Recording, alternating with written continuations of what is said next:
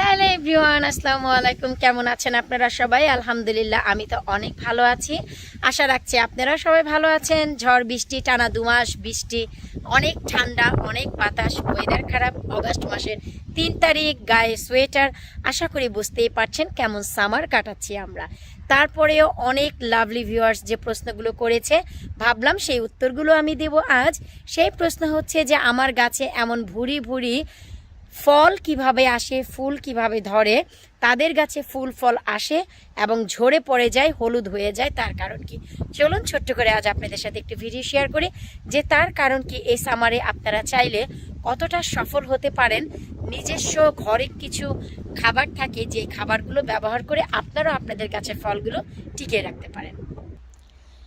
যেহেতু আমি নিজেও খাবারটি ব্যবহার করব এবং কি খাবার ভাবলাম যে আপনাদের সাথে শেয়ার করে। খাবার আজ আমি দুটি গাছে ব্যবহার করব।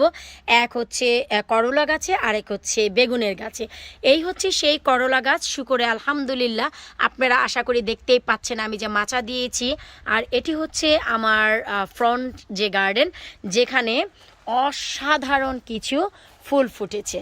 এই যে দেখুন, ব্রিটিশ ইংলিশ মিক্স আমি যে বলেছিলাম, আশা রাখছি আপনারা যদি দেখতে পান তাহলে বুঝতে পাবেন যে এখানে কি কি ফুল ফুটেছে। এই যে দেখুন, বিভিন্ন বিভিন্ন হরেক রকম ব্রিটিশ ইংলিশ মিক্স এখানে ফুটেছে। আর ফুলগুলো এতই ভারী হয়, এগুলো মেন মাটিতে দিলে খুব ভালো হয়। আমি যেহেতু পটে দিয়েছি, তাই দেখুন একটি কিন্তু আরেকটার ভর রাখতে পারছে না, একটি আরেকটির উপরে কিন্তু পড়ে যাচ্ছে। তো যাই হোক, যেখানে আমার এই বিভিন্ন হরেক রকম ফুল রয়েছে, আমি এই পাশেও একটু দেখাচ্ছি। এই যে আবার নতুন করে গোলাপের ফুল দিচ্ছে, অনেকগুলো হয়ে মরে গেছে, আবার নতুন করে কলি দিয়েছে। তো এই হচ্ছে ফুলগুলো, খুবই চমৎকার লাগছে। তো এই পাশে আমি কিন্তু একেবারে নতুনদের জন্য নতুন করে করলার জার্নি শুরু করেছি। আর এই সেই জার্নি, আর এই সেই পথ। আল্লাহর অশেষ রহমত যে আজ সকালেই আমি দুটি করলাও দেখতে পেলাম। ট্রাস্ট মি, আমি কল্পনাও করিনি এত কুইক এ গাছেও করলা পাবো। এই হচ্ছে একটি করলা, আর একটু নিচের দিকে যদি আমরা নামি, এই হচ্ছে আরও একটি করলা। এই এই এই দাঁড়াও, তবে এটি দেখে আমার কাছে মনে হচ্ছে এটি বোধহয় উস্তা, আর এই হচ্ছে করলা। আপনারা তো জানেন আমার নিজের লাগানো কিছু করলা আর উস্তার বীজ আমার ছিল। আমি প্রথম লাগিয়েছিলাম সেই ফেব্রুয়ারি মার্চে, আমার ঘরেই মাচা করেছি, যা গার্ডেনে আমি 40টি মোট করলা খেয়েছি এবং গাছে আছে সব মিলিয়ে।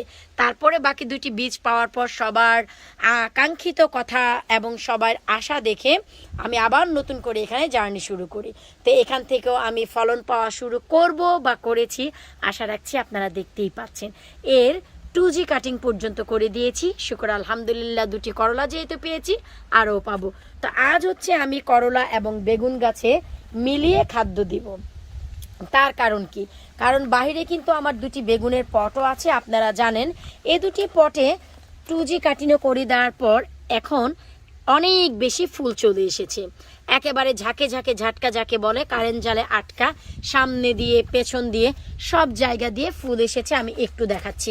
এটি হচ্ছে ব্ল্যাক বিউটি, যা ওই যে মোটা মোটা কালো বেগুনটা যেটা, এটা হচ্ছে এটাকে ব্ল্যাক বিউটি বলা হয়। এই যে দেখুন, একেবারে ঝাঁকে ঝাঁকে।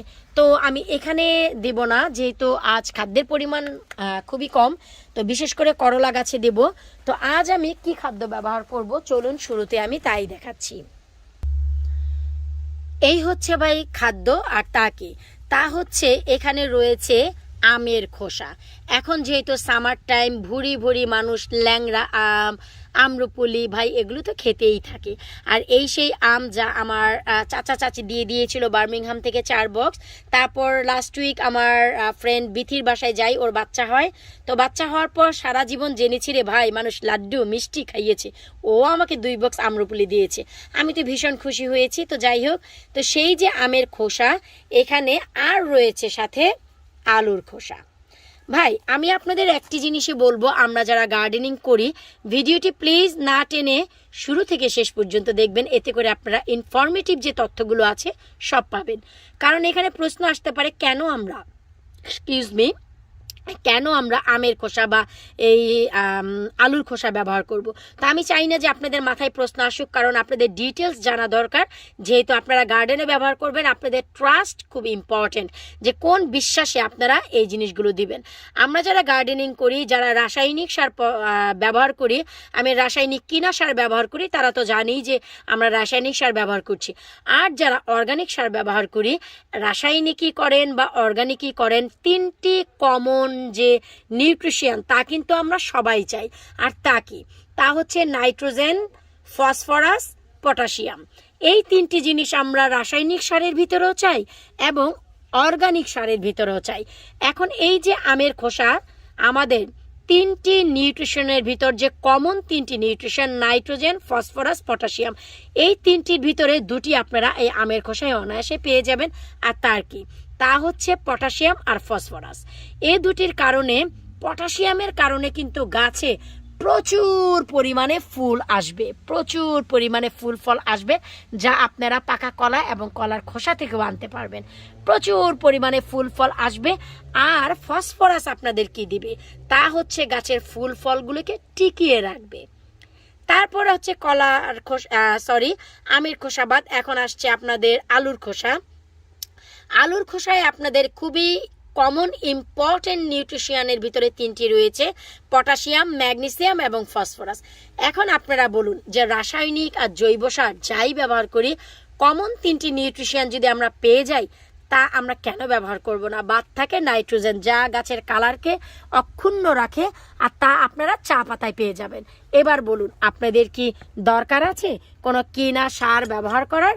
এখন আমি যে কাজটি করব, যেহেতু আমার এই করলা গাছে করলা ধরেছে এবং খুব ভুরি ভুরি আলহামদুলিল্লাহ ফুল আসা শুরু হয়েছে, শুধুই এভাবে করে আমি দিয়ে দিব আলুর খোসা আর এই আমের খোসা।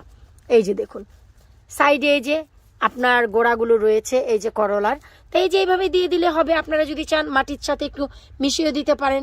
ভাই খুব লাজুকলতা হাত, মাটি এখন ধরতে ইচ্ছে করছে না, তো যাই হোক আপনারা চাইলে মিশাতে পারেন বা এভাবেও দিয়ে রাখতে পারেন। তারপরে এই যে দেখুন যে ড্রাই স্ট্র বা বেল রয়েছে, তা দিয়ে ঠিক এভাবেই ঢেকে রাখবেন। এর কাজ করবে, আমি ভাই আমার কাজ করলাম। আর হচ্ছে কিছু দিব আমি বেগুনের পটে, কারণ এখানে বেগুনগুলো হয়েছে আর ভুরি ভুরি অনেক বেশি ঝাঁকে ঝাঁকে বেগুনের ফুলও এসেছে। তো এখন হচ্ছে আমি এখানেও দিব, যেন খুব অধিক মাত্রার বেগুনগুলো আমি পাই, আমার বেগুনগুলো যেন পড়ে না যায়, বেগুনগুলো যেন নষ্ট হয়ে না যায়। ছোট ছোট বেগুন এসেছে এমন পটেও আমি দিয়ে দিব, সবগুলোতে মিলিয়ে ঝিলিয়ে। এই যে দেখুন এখানে কিছুটা দিলাম। এখন এই যে বাকি যে খাদ্যগুলো রয়েছে, এই খাদ্যগুলো এখন আমি সরাসরি দিব হচ্ছে আমার এইখানে। কারণ হচ্ছে এই যে দেখুন এই গাছেও আলহামদুলিল্লাহ, এই যে একটু লক্ষ্য করলেই দেখতে পাবেন, এই যে এগুলো কিন্তু সব কাটা বেগুন, সবুজ বেগুনগুলো। এই যে তারপরে এই যে দেখুন এই পাশে, তো এখন হচ্ছে আর এই যে দেখুন আবার ঝাঁকে ঝাঁকে ঝাঁকে ঝাঁকে ঝাঁকে ঝাঁকে ঝাটকা, এখন জায়গায় জায়গায় জায়গায় জায়গায় এই যে ফুল বেগুন সব জায়গায় আসছে। তো এখন হচ্ছে এই যে আমি যে হেগুলো রয়েছে এগুলোকে সরিয়ে দিয়ে দিব। এই যে দেখুন, আপনারা সবাই জানতে চাচ্ছিলেন যে কিভাবে এত ভুরি ভুরি ফল আমি বানাই। এই হচ্ছে রে ভাই আসল রহস্য। কারণ হচ্ছে বর্তমানে টানা 2 মাস যাবত এত বেশি ঠান্ডা, দেখতেই পাচ্ছেন আমার লাউগুলোকে আমি পলি ব্যাগ করে রেখেছি। তার ভিতরেও কিছু কিছু লাউ আছে যে বড় হচ্ছে, আবার কিছু কিছু বড়ও হচ্ছে না, কারণ টানা 2 মাস বৃষ্টির কারণে এত বেশি ঠান্ডা যে অটোমেটিক কিছু লাউ এমনিতেও নষ্ট হয়ে যাচ্ছে, কিছু করার নেই। তো এই হচ্ছে ভাই সিক্রেট, যে এত ফুল ফল আসার পরেও কেন টিকে থাকে না। একটি জিনিস মনে রাখবেন, যারা রাসায়নিক সার ব্যবহার করে, ও আমার এই পাশে একটু রৌদ্র এসেছে তাই একটু ফগি হয়ে গিয়েছিল, যারা রাসায়নিক সার ব্যবহার করে তারাও কিন্তু এই কমন মূলত 3টি জিনিসই চায়। একটি হচ্ছে নাইট্রোজেন, পটাশিয়াম আর ফসফরাস। আর আমরা যারা অর্গানিক সার ব্যবহার করি, কোন জিনিসে এই 3টি জিনিস আছে তা আমাদের খুঁজে বের করতে হবে। এটা হচ্ছে ভাই আমার নিজস্ব অভিজ্ঞতা, লাস্ট 13 ইয়ার্স 13 বছরের অভিজ্ঞতা আমি আপনাদের সাথে চেষ্টা করি শেয়ার করার। যদি কারো এতটুকু উপকার হয়, আমার কাছে মনে হবে আমি ধন্য। আজ আমি একজনের একটি কমেন্ট পেয়েছি ইতালি থেকে, আমার ভীষণ ভালো লেগেছে যে আপু আপনার টিপস ফলো করে আমার পুঁইশাক গাছগুলো আপনার মতনই এতটা সতেজ, তাজা এবং মোটা তাজা আছে, খুবই সবুজ। থ্যাংক ইউ আপু। তো এই যে কমেন্ট আমাকে অনেক বেশি ইন্সপায়ার করে, কারণ হচ্ছে আমি যা জানি চেষ্টা করি আপনাদেরকেও জানাতে। বিদায় নিচ্ছি আজকের মতো, আল্লাহ হাফেজ।